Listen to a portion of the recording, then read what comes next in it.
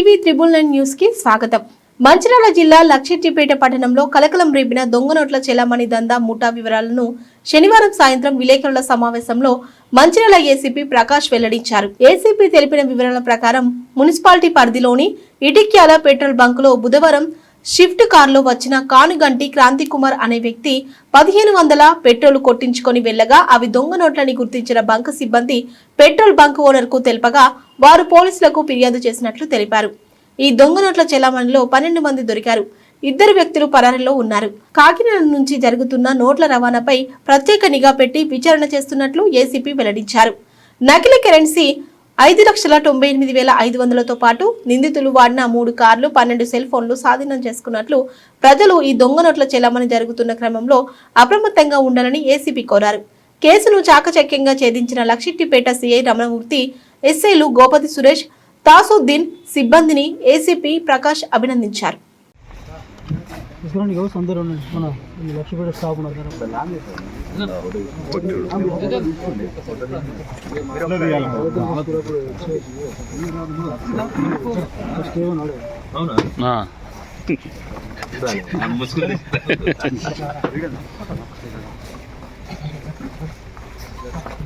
Stop అంటారండి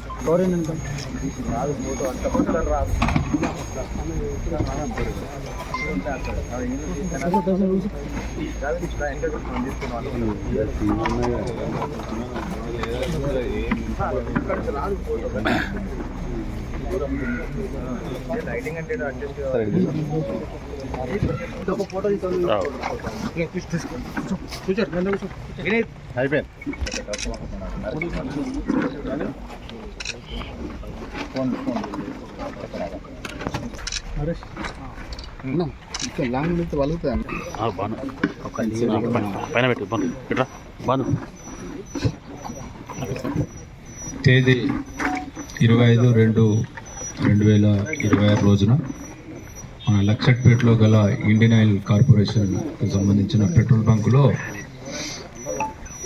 ఆ ఫిల్లర్స్కి ఒక కార్లో వచ్చిన వ్యక్తులు మూడు నోట్లు 500 రూపాయలు, 1500 రూపాయలు ఇచ్చి వాళ్ళు పెట్రోల్ పోసుకోవడం జరిగింది. పోసుకొని వెళ్ళిపోయినారు. వెళ్ళిపోయిన తర్వాత ఆ పోసిన ఫిల్లర్స్ ఎవరైతే ఉన్నారో ఒక మమత అనే లేడీ, తర్వాత సత్యనారాయణ, వాళ్ళు పోయిన తర్వాత అకౌంట్ చూద్దామని అవి చూస్తూ ఉంటే వాళ్ళకు అనుమానం వచ్చింది. 3 నోట్లు కూడా ఒకటే నంబర్ మీద ఉన్నాయి. ఒకటే నంబర్ మీద ఉండి వాళ్ళిద్దరు కలిసి వాళ్ళ ఓనర్కి ఇన్ఫర్మేషన్ చేస్తే ఓనరు ప్లస్ ఈ సత్యనారాయణ వీళ్ళు వచ్చి మాకు 27th రోజు అంటే నిన్న దరఖాస్తు ఇస్తే ఒక కేసు రిజిస్టర్ చేయడం జరిగింది. ఇట్లా దొంగ నోట్లు దాని మీద అనుమానితులు కొందరు వ్యక్తులు ఇట్లా చేసినట్టు. సో ఈరోజు మా లక్షెట్టిపేట సిఐ గారు Ramanamurthy, SI Suresh and Dandepalli SI Taisuddin మధ్యాహ్నం పూట మాకు ఈనాడు కార్యాలయం ఇటికేల దగ్గర వెహికల్ చెకింగ్ చేస్తుంటే కొందరు అనుమానితులు తారసపడ్డారు ఒక కారులో. సో వాళ్ళని పట్టుకొని విచారించగా వాళ్ళ పేర్లు ఇట్లా చెప్పిండ్రు.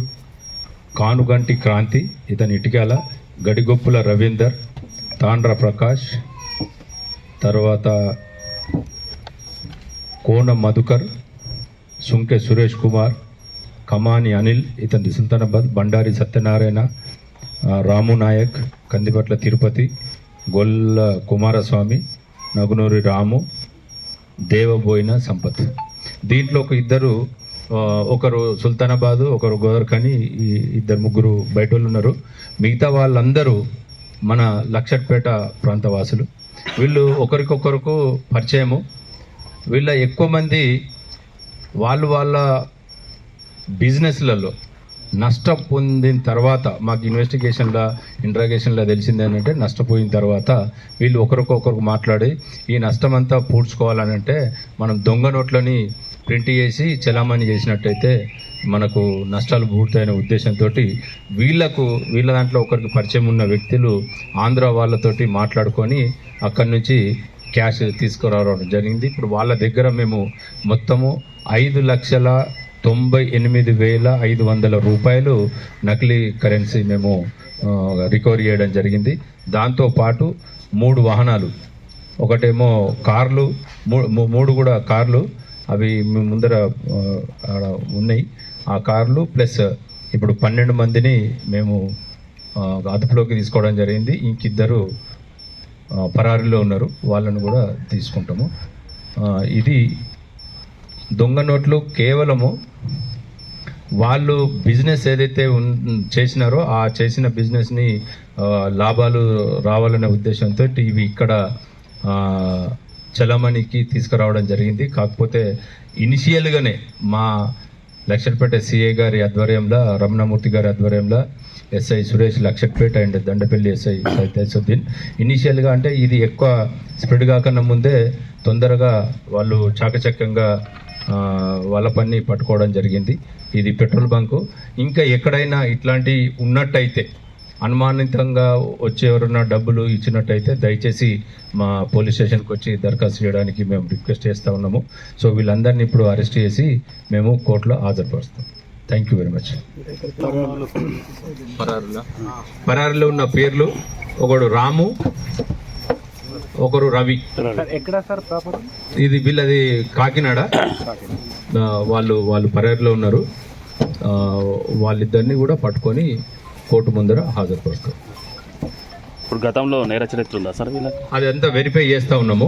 త్వరలో ఏమన్నా ఎవరెవరికి ఎంత వేరే చరిత్ర ఉందనేది ఒక డీటెయిల్గా ఎంక్వైరీ చేసి అది న్యాయస్థానం ముందు పెడతాము. ఎట్ ద సేమ్ టైం మీకు కూడా ఇన్ఫార్మ్ చేస్తాం. Okay sir, thank you. మాకు మాత్రం అంటే వాళ్ళు కాబట్టి వాళ్ళని పట్టుకుంటే ఇంకా కొంచెం ఎక్కువ రావడానికి అవకాశం ఉన్నదని అనుకుంటున్నాము. వాళ్ళని పట్టుకున్న తర్వాత మాకు తెలుస్తుంది. మళ్ళీ ఒకసారి సారీ చెప్తున్నా బ్రదర్. ఎందుకు